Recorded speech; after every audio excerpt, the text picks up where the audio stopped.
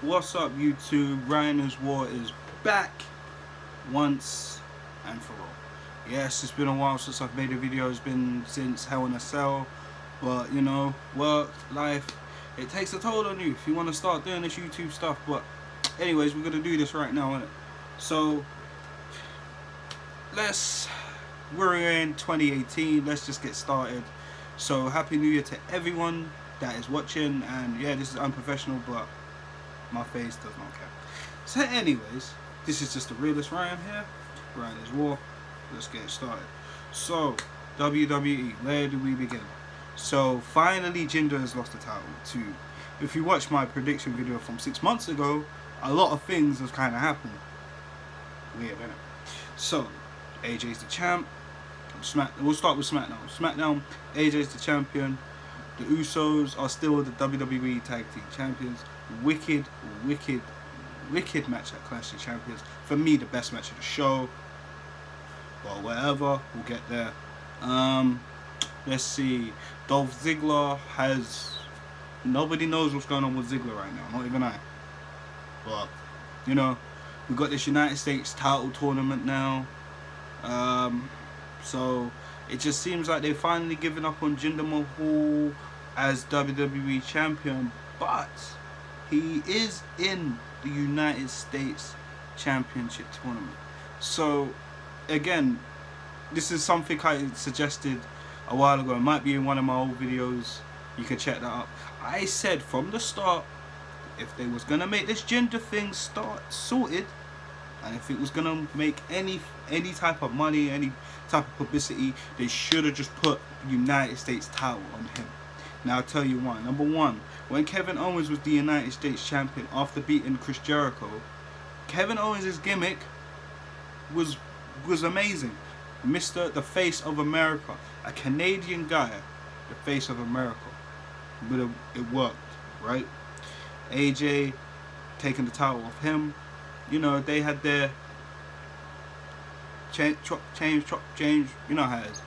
And then, but if you think about the character that they try to portray with Jinder Mahal, you think to yourself, now, let's be honest, the WWE title has just been changing. They haven't had a definitive person to hold the title. From back when I was younger, like, you had guys like The Rock having the title for like, you know, 3-4 months. Triple H holding it for longer. Kurt Angle, Stone Cold, Taker. You know what I mean? Like, you're gonna have champions hold the title for a certain length of time. We all can't forget about CM Punk. Yeah, I said it, CM Punk. Right. So anyways, back to what I was saying. So for me, SmackDown's been up and down because I don't know what they're doing with Shinsuke Nakamura. If he doesn't win the Rumble, I have no clue on what they're gonna do with him, personally speaking. So, you know, SmackDown's just a bit weird. Like, what's next for Randy Orton? I love Randy Orton, but I want to know what's next for the dude. You know what I mean? You know, we got John Cena flopping show to show. Kind of diminishes the whole reason of a brand split. I don't want to hear about this. Oh well, he ain't got no contract. Really? So if you're trying to tell the fans, okay, so for example, Luke Gallows and Carl Anderson, if they go to SmackDown just to fight, you're gonna have people in their minds think, why are they doing it? They never announced anything. Like, there's no Survivor Series, there's no bragging rights. That's all done now. That was all November. That was all my birthday and that. You get me? So that's that. But do you see the point I'm getting at? It doesn't make no sense. But whatever, innit? Like, unless there's someone injured like AJ, he had to pull the duty. You know, when the whole meningitis kicked off, and certain people couldn't even make the show. Like Bray Wyatt, the Sister Abigail debut had to just get scrapped because of the meningitis. You know what I'm saying? Same with Reigns. That's why they had to do, you know, the 6-man tag with Kurt Angle, which was good. It was nice to see Angle finally in the WWE once again. So I might as well segue it to Raw. So Raw, we have Brock Lesnar, the Universal Champion, of course. We have Roman Reigns, the Intercontinental Champion. Now he's won every single title, and I'll get to Reigns in a sec. We have the unlikely pairing of Seth Rollins and Jason Jordan. And you can see why my eyes squint up. I'm going to start with that in just one sec. And of course, Alexa Bliss, the Women's Champion. Now let's get started to my personal problem with this Jason Jordan storyline. Now, for me, I've been up and down with it, because for me personally, I've been an actual Jason Jordan supporter from NXT with Ty Dillinger.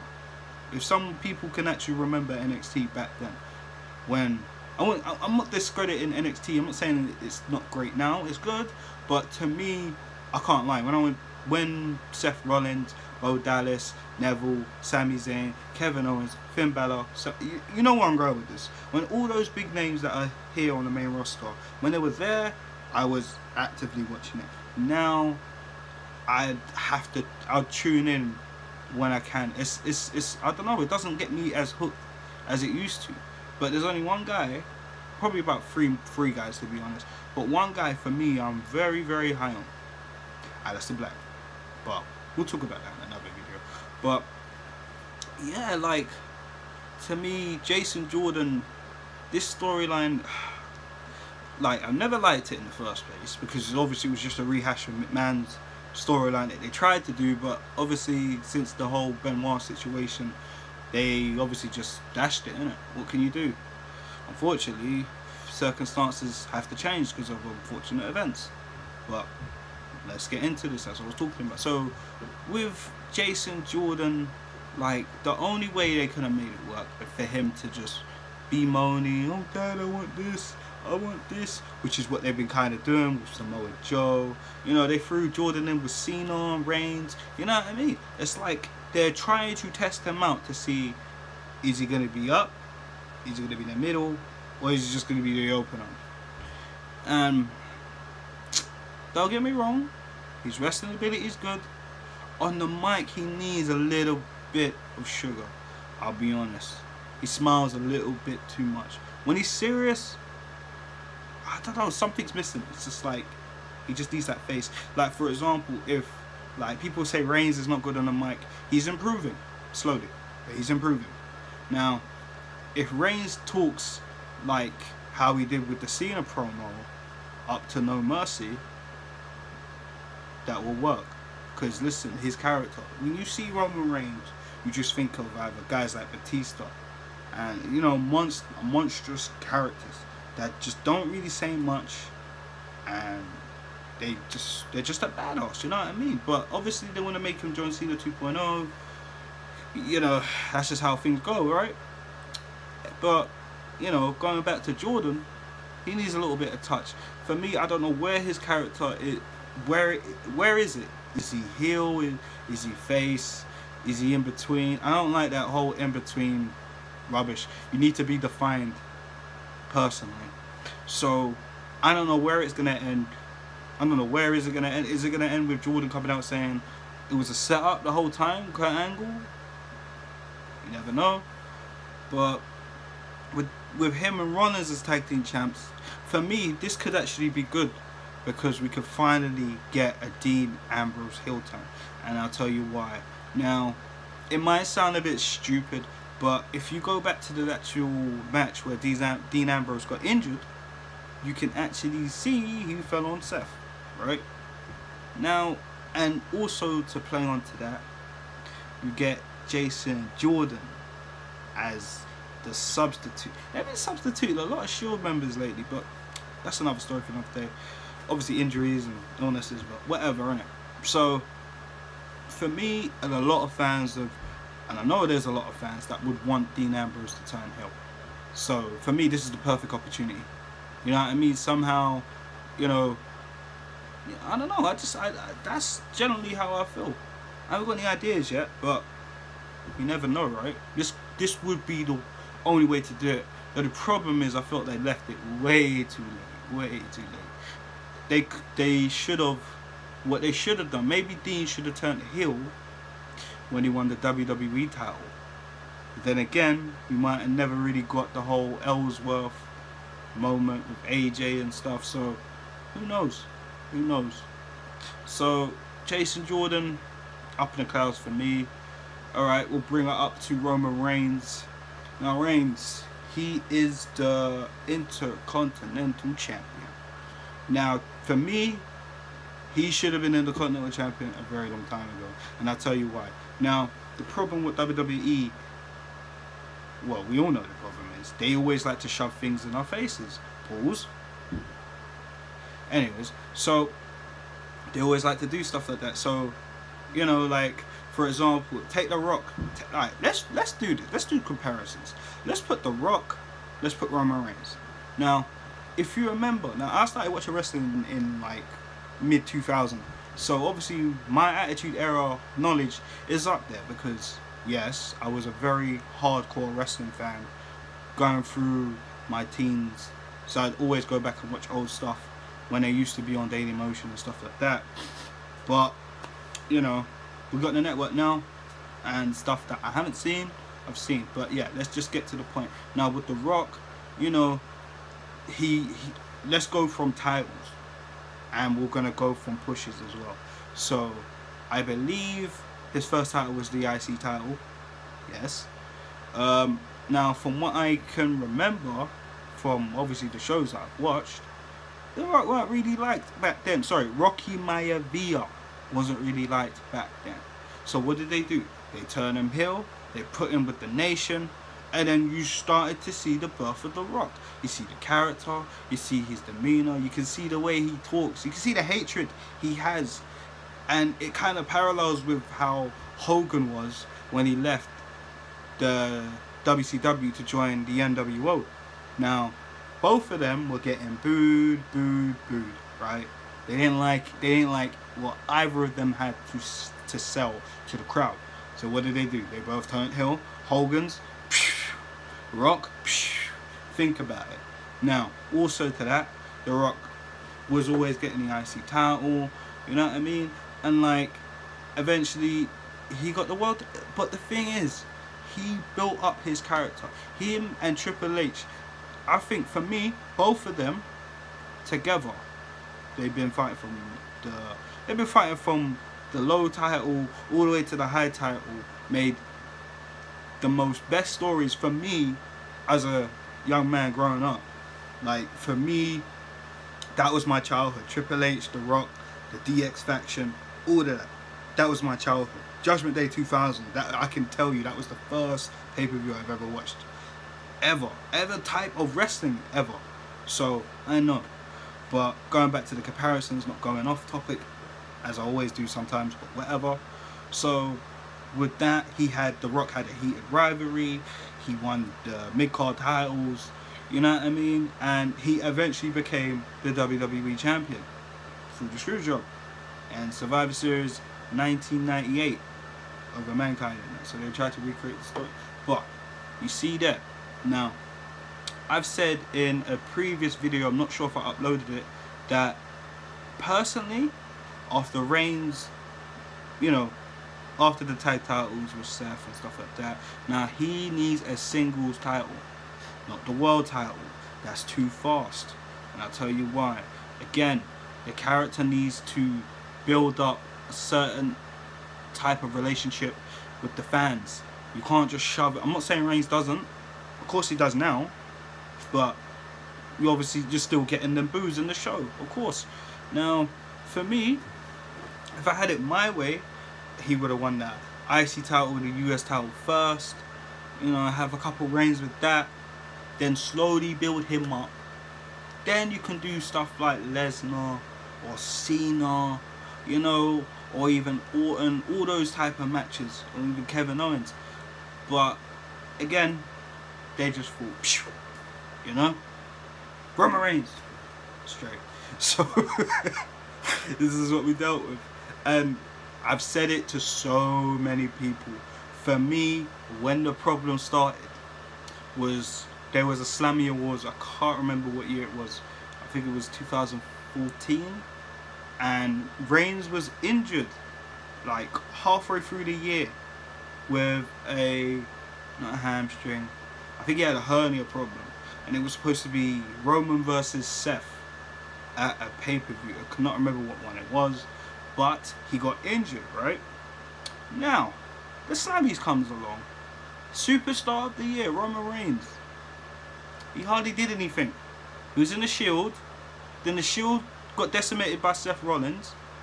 And then the build-up. Then he got injured. Then, oh, sorry. No. Then the build-up. Yeah. And then he got injured. It was like, what? How can he just, you know what I mean? So, to me, that killed it. That was the start. Alright? That was the start of the Roman Reigns problems.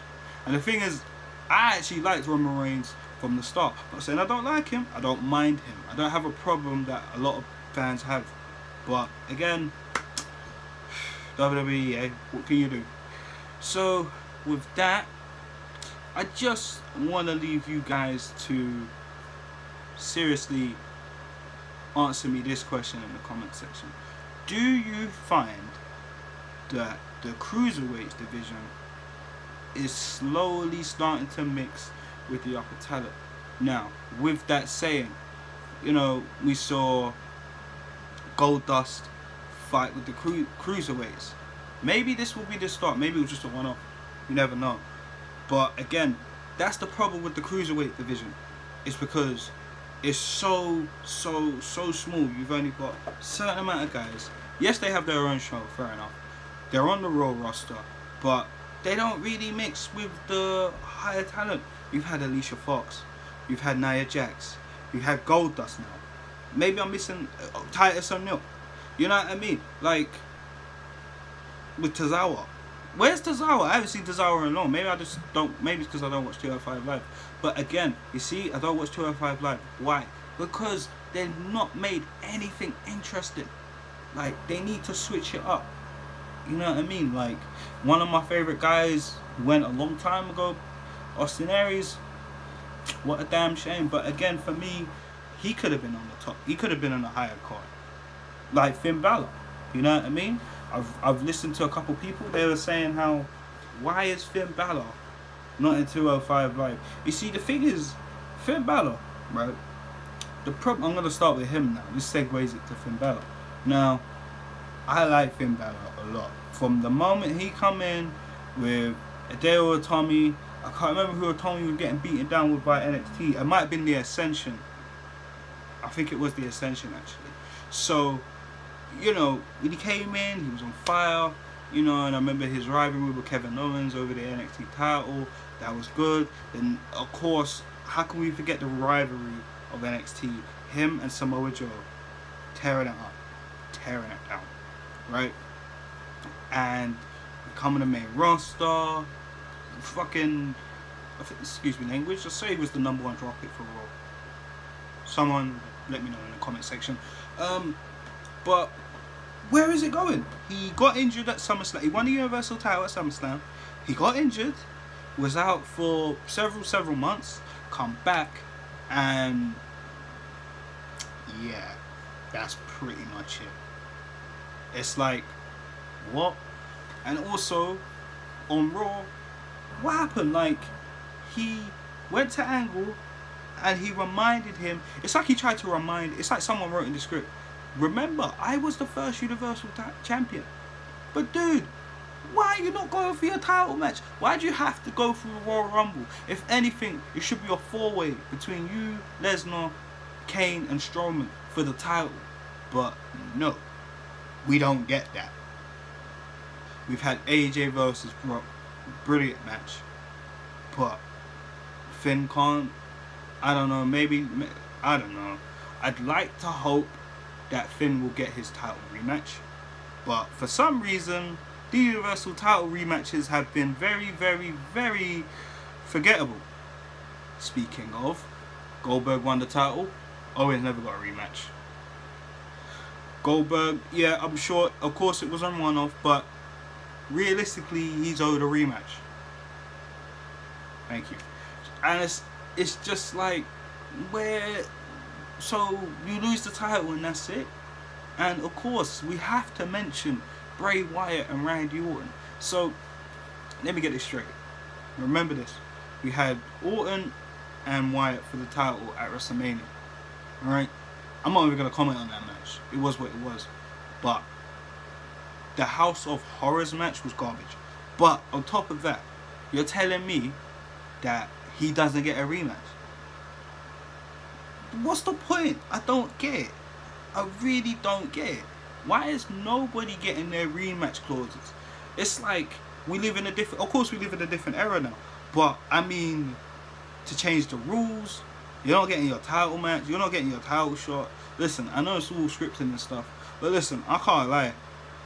You can't tell me I put hard effort and work to be the champion, to try carry the company and so, and I lose the title, and then I have to start at the bottom of the ladder.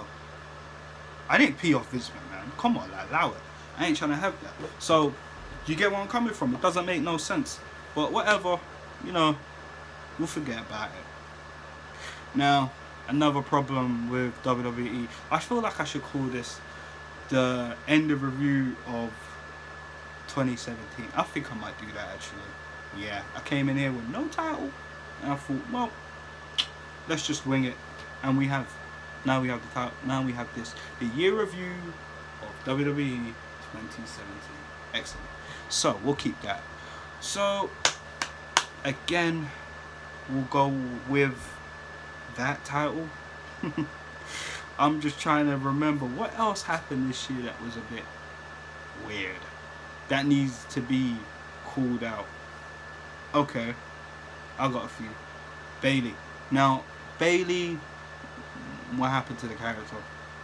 To be honest, when she got called up, I couldn't really see it resonated with the fans. And I'll tell you why. Because they already had a person like that. They still have this person like that. And his name is Mr. John Cena. We don't need a female John Cena. That's the problem. A lot of fans don't need that. We've been John Cena-ized for forever how long it is. Don't get me wrong, I started out as a John Cena fan. After a while, it started to get played out. I think around the Nexus, that's when I started to lose a little interest. But I still respect the man. He does what he does, you know what I mean? But again, you know, it is what it is. So, we have that. We have, what? What's going on with Sasha Banks? She's just in the background. She was messing with the Cruiserweights also. Again, another person that this is why the Cruiserweights needs to get mixed up with the Raw roster. We got Nia Jax hanging around with Enzo now. Like it's his main squeeze. Anyways, and I'll get to Enzo too. I can't forget about Enzo. My dude. I like Enzo. But yeah, so the women's division for me, what happened to the revolution? The women's revolution, it started with Paige. I remember that promo. She come, and then, you know, you had Sasha, Becky, and flipping Charlotte come up, right? And it's like, we're getting the reboot now. The only problem is, none of those talent are ready. I'm sorry, but they're not ready, alright? Now, we got Mandy Rose. Yes, she is hot as hell. But please, like I said to my boy the other day, let's hope it's not going to be another Eva Marie situation where you look hot as hell, but your wrestling sucks. Let's just hope it's not that. So, I hope, you know, no one takes that personally, but bravo. Sonya Deville, I haven't really seen much of her personally. But again, like I said, NXT, I'm just here and there now. I ain't really got much to say about Sonya Deville. Paige, of course, she's come back. Now she's hurt again, but apparently it's not that serious, so we'll wait to see what's her. Now, with Paige coming back, I thought, well, I've been hearing that she was going to go to Smackdown. Because let's be honest here, I've got to be honest, the women get more used on SmackDown better than Raw. But it's like the characters on Raw are slightly better than the ones on SmackDown. Very cluster F, isn't it? So, meh. So with the women, I'm confused. The Riot Squad, I'm sorry, I'm not buying it.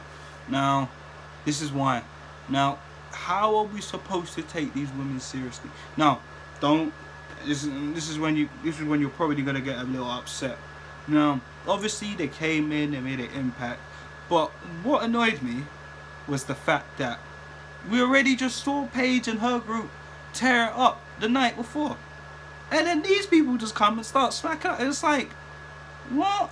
What would have been good though is if Paige was in control of both of them. As they like to have Cena shopping show to show, which kind of makes the brand split ridiculous and pointless. They should just have Paige do that. Because let's face it, shouldn't her contract be expired? If Cena's worked more dates than her, as she's been injured, and the storyline is his contract expired so he can go to both, shouldn't Paige?